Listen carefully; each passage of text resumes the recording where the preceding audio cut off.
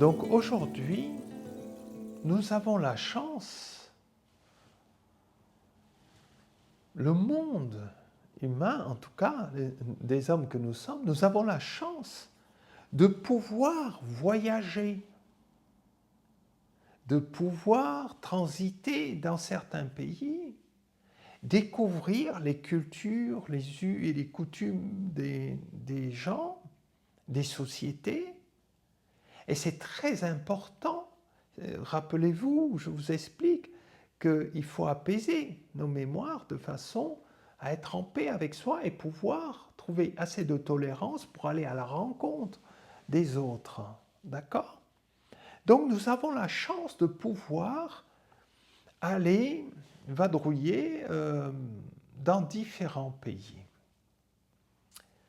Mais dans nos sociétés à l'occidental, où on consomme énormément, on prend plus de temps à la famille, on prend plus de temps à s'écouter à l'intérieur, à aller découvrir cette intériorité, tellement on est submergé par les besoins, les peurs, l'argent, les échelles de valeur. Vous voyez? Eh bien, lorsqu'on se retrouve parachuté dans un de ces pays où cette fois-ci, les ancêtres ont une importance très forte, la culture, les coutumes, les rites et tout ce qu'on veut, brusquement, ça devient une société. On envierait presque, les Occidentaux envieraient cette société. Et qu'est-ce qui se passe souvent?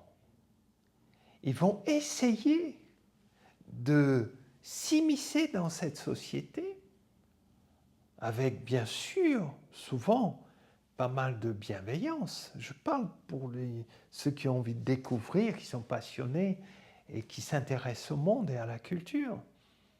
Ils vont s'immiscer dans cette société, vouloir intégrer cette société comme étant un modèle d'exemple.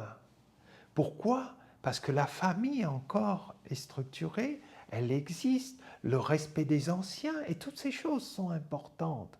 Mais vraiment, eh bien, ils vont se retrouver déboussolés et ils voudront brutalement, pour certains, intégrer cette société et ressembler à ces personnes vivant dans ces pays et dans cette société surtout culturelle. Eh bien, je trouve ça dramatique. Alors vous allez dire, mais pourquoi dramatique? Parce que c'est l'idéal, c'est comme ça qu'il faut vivre. Mais non, non, non, du tout. Ces personnes qui ont choisi ce territoire d'incarnation, ce pays, cette culture et tout ce qu'on veut, ça leur appartient. Vous, vous arrivez, parce que vous n'y arrivez pas dans votre société, eh bien, vous allez tenter de vous identifier. Et là, c'est dangereux, parce que vous allez rentrer dans un système de croyance. Eux, ils sont nés dedans. Et vous, vous allez créer un système de croyance. C'est pas pareil. Vous allez vous donner une personnalité, ou vous créez une personnalité qui n'est pas la vôtre du tout. Et vous allez même jusqu'à étudier leurs rites, pour ne pas dire leurs pratiques ritualistes, voire chamaniques ou autres. Et vous allez les récupérer et les ramener dans vos immeubles parisiens et pratiquer ces rites dans une société qui n'a rien à voir avec ça. Croyez-moi, c'est terrible. Parce que là, vous ne savez pas où vous rentrez. Vous ne savez pas, parce que vous ne connaissez pas l'origine de la naissance de ces rites. Et pourquoi ces rituels?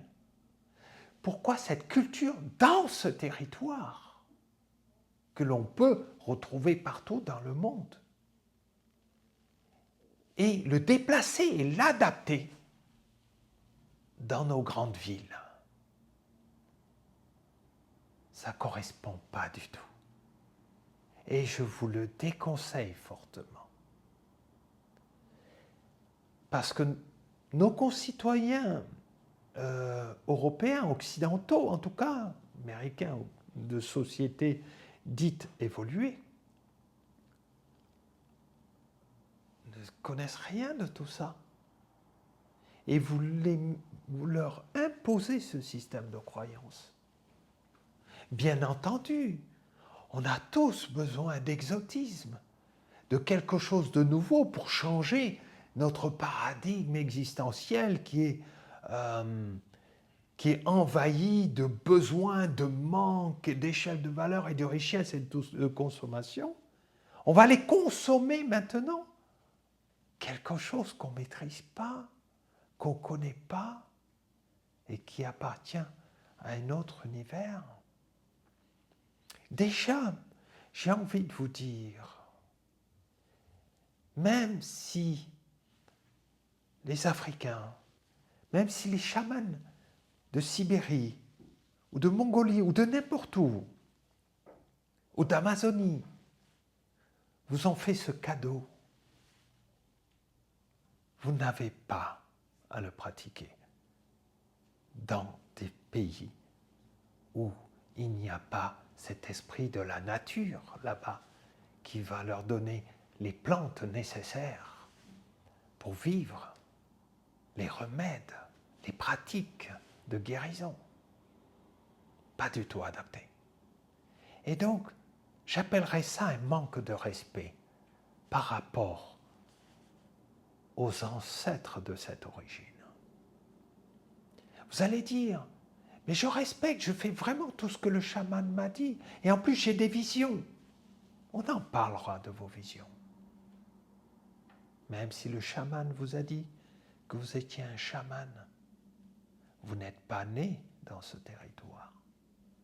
Il peut reconnaître en vous effectivement un chaman, c'est-à-dire une personne dotée de certains pouvoirs.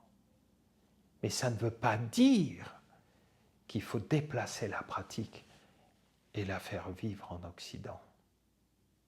La partager comme moyen de connaissance, de découverte,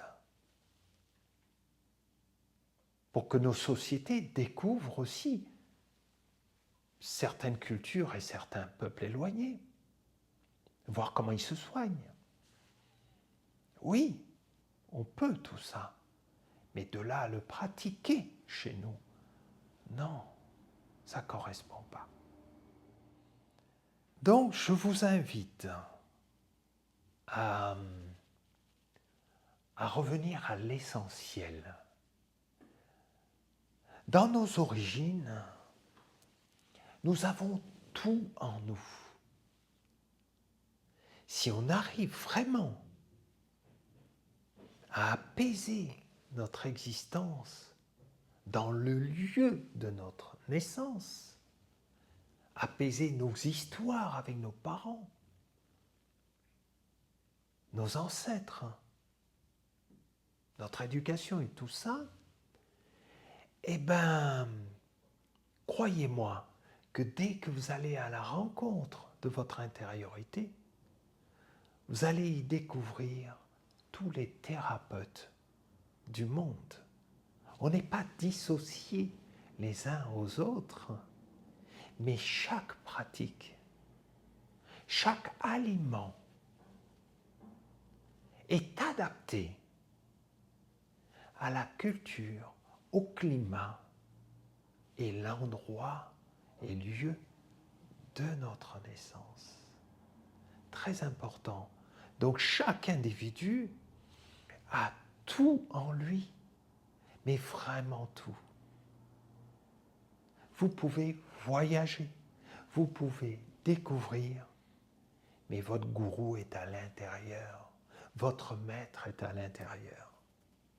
Allez-y, allez-y. Je vous encourage à le faire et sincèrement, réellement,